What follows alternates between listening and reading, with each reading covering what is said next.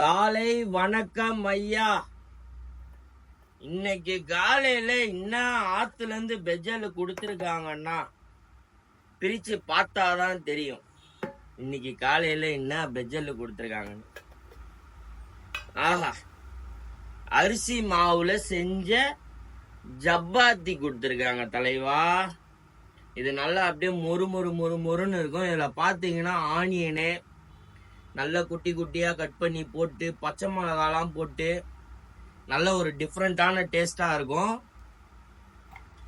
ஆஹா, கார சட்னி தலைவா, கார சட்னி காம்பினேஷன் வேற மாதிரி இருக்கும். இன்னைக்கு இது எப்படி இருக்குன்னு சாப்பிட்டு பார்க்கலாம்.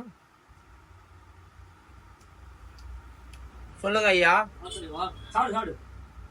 சொல்லு தலைவா. பரவாயில்ல, சொல்லு தலைவா. பாரு தலைவா.